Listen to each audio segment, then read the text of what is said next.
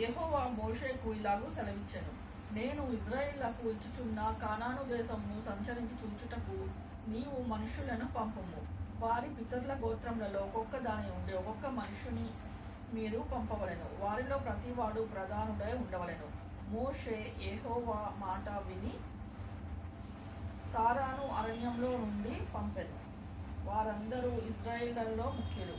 వారి పేర్లు ఏవనగా, రూబేను గోత్రమునకు జక్కూరు కుమారుడైన షమ్మూరు, షిమ్యాను గోత్రమునకు హోరీ కుమారుడైన షాపాతు, యూదా గోత్రమునకు యెన్నెపు కుమారుడైన కాలేబు, ఇస్సాకారు గోత్రమునకు యోసేపు కుమారుడైన ఇగాలు, ఇఫ్రాయిము గోత్రమునకు మామా కుమారుడైన నూను కుమారుడైన హోషేయ, బెన్యామీను గోత్రమునకు రాపు కుమారుడైన పల్తి, జెబూలూను గోత్రమునకు సోరీ కుమారుడైన గదీయేలు, యోసేపు గోత్రమునకు అనగా మనష్షే గోత్రమునకు సుసి కుమారుడైన గదీ, దాను గోత్రమునకు గెమలి కుమారుడైన అమ్మీయేలు, ఆషేరు గోత్రమునకు మిఖాయేలు కుమారుడైన షెతూరు, నఫ్తాలి గోత్రమునకు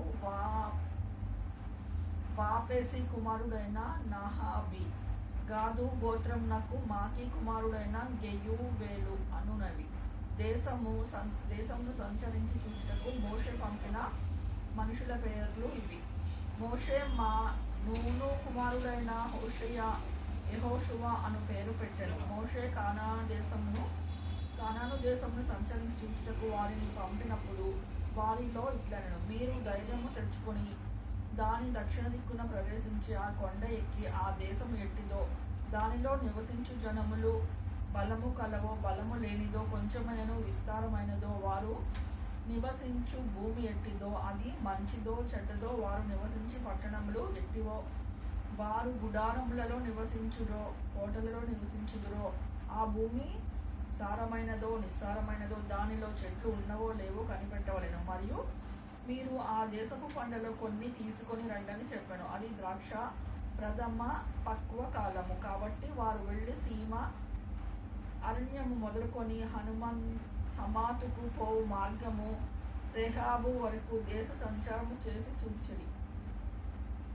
వారు దక్షిణ దిక్కున ప్రయాణము చేసి హెబ్రోనుకు వచ్చిరి. అక్కడ అనాకీయులు అహీమాను, పేషయి, తల్మయి అను వారు ఉండిరి. ఆ హెబ్రోను ఐగుప్తులోని సోయాను కంటే 7 ఏండ్లు ముందుగా కట్టబడెను. వారు ఎష్కోలు లోయలోనికి వచ్చి అక్కడ ఒక గెలగల ద్రాక్ష యొక్క కొమ్మను కోసి దండెతో 2 మోసిరి. మరియు వారు కొన్ని దానిమ్మ పండ్లను కొన్ని అంజూరపు పండ్లను తెచ్చిరి.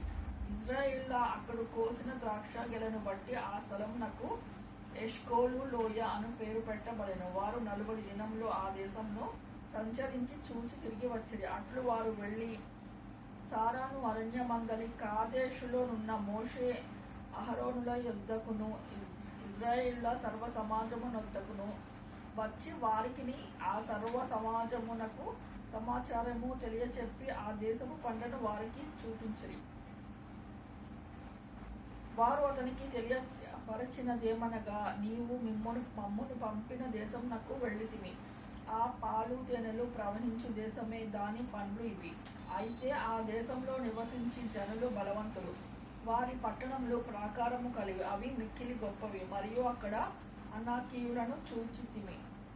అమాలేకీయులు దక్షిణ దేశంలో నివసించుచున్నారు. హిత్తీయులు, మోబీసీయులు, అమోరీయులు కొండ దేశంలో నివసించుచున్నారు. కానానీయులు సముద్రమునొద్దకు మోర్దాను నది ప్రాంతములో నివసించుచున్నారని చెప్పిరి. కాలేబు మోషే ఎదుట జనులను నిమ్మలపరచి, మమ్మును నిశ్చయముగా వెళ్ళుదమని దాని స్వాధీనపరచుకుందుము, దానిని జయించుటకు మన శక్తి చాలుననెను. అయితే అతనితో కూడిపోయిన ఆ మనుషులు, జనులు మనకంటే బలవంతులు, మనము వారి మీదకి పోజాలమనిరి. మరియు వారు తాము సంచరించి చూచిన దేశమును గూర్చి ఇశ్రాయేలుతో చెడ్డ సమాచారము చెప్పి, మేము సంచరించి చూచిన దేశము తన నివాసులను భక్షించు దేశము, దానిలో మాకు కనపడిన జనులందరూ ఉన్నత దేహులు. అక్కడ నెఫీలీయుల సంబంధులైన ఆనాకు వంశపు నెఫీలీయులను చూచితిమి. మా దృష్టికి మేము మిడతల వలె ఉంటుంది, వారి దృష్టికిని అట్లే ఉంటుమనిది.